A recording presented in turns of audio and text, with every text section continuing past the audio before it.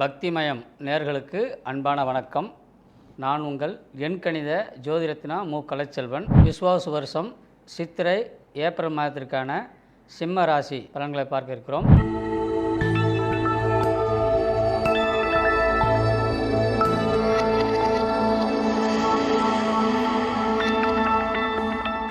சிம்ம ராசி என்பது மகம், பூரம், உத்திரம் இந்த 3 நட்சத்திரக்குரிய ராசியாகும். சிம்மம் என்பது சூரியன் ஆட்சி பெற்ற வீடு. சிம்மத்துக்குரிய சூரியன் இப்போது எங்கே இருக்கான்னா 7ஆம் இடத்துல பார்வை பெற்றிருக்கார், அதாவது கும்பத்தில். இந்த கும்பத்துக்கு ஒரு பலன் சொல்லுவாங்க, கோடி தவம் இருந்தாலும் ஒரு கும்பலக்கணம், தவறினால் செம்பலக்கணம்பாங்க. அப்போது சிம்மத்தும் கும்பத்துக்கு என்னங்க அவருடைய பேர் பவர், இதுக்கு மட்டும் அங்கே தனித்து ஒரு வேலை சொல்கிறாங்க அப்படின்னு கேட்டால், சிம்மம் என்பது தன்னுடைய தகப்பனார் சார்ந்த வீடு சூரியன். கும்பம் என்பது சனிக்கு அதிபதியாக சொல்லக்கூடிய மகனாகப்பட்ட வீடு தான் கும்பங்கிறது. அப்போது சனி என்ற கிரகம் 7ஆம் இடத்துல இருக்கும்போது சொன்னால் அதாவது தன்னுடைய தகப்பனுக்கு பகையாக சொல்லப்படக்கூடிய இடம் தான் கும்பம். இப்போ சூரியன் தன் வீட்டுக்கு ராசிக்கூடிய சூரியனாகப்பட்டவன் 7ஆம் இடத்துல சனியுடன் சேர்ந்திருக்கிறார். சனி அங்கே சஞ்சாரம் இருக்கிறார், அதனுடன் சூரியன் அங்கே போயிருக்கிறார். அப்போது தன்னுடைய தகப்பனுக்கும் தனக்கும் சிறு வேறுபாடுகள். இப்போ ஒரு தகப்பன் என்பவர் மகன்ட்டு ஒரு வேலை கொடுக்கணும் அப்படின்னா இவர் ஒரு செவத்தை பார்த்துட்டு பேசிகிட்டு இருப்பார். அவர் அங்கே பார்த்துக்கலாம், அதெல்லாம் எங்களுக்கு தெரியும், நீங்கள் போய் பாருங்கள் அப்படிங்கிற மாதிரி அவர் சொல்லுவார்.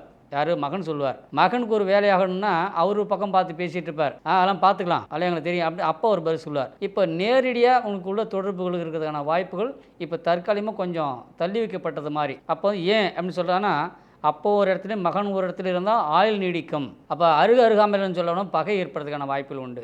அதனால தான் பார்த்தீங்கன்னா சனியும் சூரியனும் ஒரே இடத்துல ஆட்சி இருக்கிறாங்க. அதாவது தன்னுடைய ராசிநாதன் 7ஆம் இடத்துல இருக்கிறார். அப்போ 7ஆம் இடத்துக்குன்னு சொல்ல போகும்போது இந்த சிம்ம ராசிக்குரிய 2ஆம் இடத்துக்குரிய அதிபதியை சொல்லக்கூடிய புதனும் 7ஆம் இடத்துல இருக்கிறார். அப்போது நம்மளுக்கு எவ்வளோ அறிவாற்றல் நம்ம தெரிஞ்சிருந்தாலும் கூட நம்மளை ஒருத்தர் அதாவது அமுக்கிறதுன்னு ஒரு ஆள் இருப்பான் இல்லையா, அப்படின்னா இவர் மேலே ஏதோ ஒரு குறைபாடு வைக்கணும், குற்றச்சாட்டு சொல்லணும் அப்படின்னு சொல்லுவாங்க இல்லையா, அந்த குற்றச்சாட்டு நம்ம மேலே வைப்பாங்க. உதாரணம் சொல்லணும்னா, சாதாரணமாக வீட்டில் அம்மா நம்ம சாப்பாடு போட்டு வைக்கிறாங்க, நம்ம சாப்பிட்றோம், அதில் கொஞ்சம் உப்பு இருக்காது, ஏமா அந்த உப்பு கொஞ்சம் எடுமா அப்படின்னா சொன்னால் போட்டு சாப்பிட்டு போயிடலாம். அப்போ நான் ஒரு ஒரு ஒரு மாதிரியே ஒரு முகத்தோட்டம் வச்சுட்டு, நீ என்னம்மா நீலாம் செஞ்சுருக்க, இல்லை உப்பு இல்லை ஒன்றும் சொல்கிறேன் இல்லையா, அந்த கோபம்ங்கிறதான் கூடாதுங்கிறேன். அதாவது கோபம் என்பது கோபமே சத்துரு, கோபமே சண்டாளன், கோபமே எதிரி. அப்போ அந்த 3 குணங்களும் ஒருவரிடம் இருந்தால் அவன் முழு மிருகமும் அவன் தான், முழு அரக்கனும் அவன் தான். இந்த 3 குணங்களும் ஒருவரிடம் இல்லையேல் அவன் தான் கடவுளும் அவன் தான், முழுமையான மனிதனும் அவன் தான், நல்ல ஆற்றல் படைத்த நல்ல சிந்தனைக்குரியவன்னு சொல்லலாம். அப்போ இந்த சிம்ம ராசி நேரில் எப்படின்னு சொன்னால் சற்று கவனமாக வார்த்தைகளை கையாளக்கூடியணும். அப்போ ஒவ்வொரு வார்த்தையும் சிங்காரன்னு சொல்லுவாங்க. நீ இதை சொன்னால் நான் அது சொல்கிறேன், நான் அதை சொன்னால் நான் இது சொல்கிறேன் அப்படிங்கிறது கூடாது. அப்போ அது விட்டு கொடுப்பவர் கெட்டு போவதுங்கிற ஒரு சொல்லுவாங்க இல்லையா. அப்போ ஒரு விஷயத்துக்கு நமக்கு கொஞ்சம் இறங்கி போகிறது ஒன்றும் பிரச்சனை இல்லை.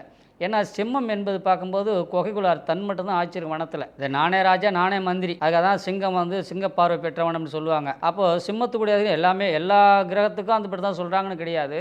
சிம்ம ராசிக்கு ஒரு பவர் கொஞ்சம் கூடுதலாக இருக்கும். அப்படியே நான் அப்புறம் கெத்தாக காட்டக்கூடிய இடம்னு சொல்ல வச்சிங்களேன். அப்போ அந்த கெத்தாக காட்ட வேண்டிய இடத்துல காட்டுனா அது கெத்து. சும்மனாச்சுக்கு ஒரு அடித்தா பொட்டு வீழ்ந்துருவான், அவன்கிட்ட போய் நம்ம வீரத்தை காட்டும் போது அது அழகாக இருக்காது இல்லையா. அப்போ திறமைகளுக்கு எங்கே எடுக்க அதுக்கு தான் நல்ல நட்பு பயணம் இருக்கும். அப்போ அந்த சிம்ம ராசிகளுக்கு திறமையானவர் தான், குறைபாடுகள் உள்ளவர் அல்ல. அது இவருடைய திறமை எப்படி தன்னை குறைச்சிக்கிறாருன்னா, கோபம் என்ற ஒரு பொருளை வச்சுக்கிட்டு வாடா என்ன பார்த்துக்கலண்டா அப்படின்னு ஒருத்தர் நம்ம வீராப்பா ஒன்று பேசும்போது தான் அந்த கோபங்கள் நம்மளை தாழ்த்தி கொண்டுட்டு போயிடும். நீங்கள் 10 படி 100 படி ஏறிக்கலாம். அப்போ அப்படி போயிருந்தாலும் கூட நீ தர்மம் என்பது செய்திருக்கின்றானால் ஒரு விடம் காட்டிட்டு அவங்க போகிறான் பாருங்க, அவன் என்னால் தான் முன்னேற்றமானா. இப்போ ஒன்று கண்டுக்க மாட்டேங்கிறான், இப்போ வணக்கம் வைக்காத போகிறான் அப்படின்னு ஒருத்தனை கை நீட்டிட்டு அப்படின்னா நீ 100 தர்மங்கள் செஞ்சது எல்லாமே 1000 பாவத்தில் போய் சேர்ந்துடும் அப்படிங்கிறது தர்மசாஸ்திரம் சொல்லிகிட்டு இருக்கு. அப்போ சிம்ம ராசிக்கு என்னக்காரர்கள் என்ன ஒரு குணம்னு கேட்டால், கோபத்தை மட்டும் கொஞ்சம் குறைச்சிக்கங்க. கோபத்தை குறைச்சிட்டுனா எதிர்காலங்கள் சிறப்பாக இருக்கும். அதே சமயத்தில் இன்றைக்கி 10ஆம் இடத்துக்குரிய குரு என்னன்னு 11ஆம் இடத்துக்கு வரப்போகிறாரு, நல்ல செல்வாக்கான நேரம் தொடங்க போகுது.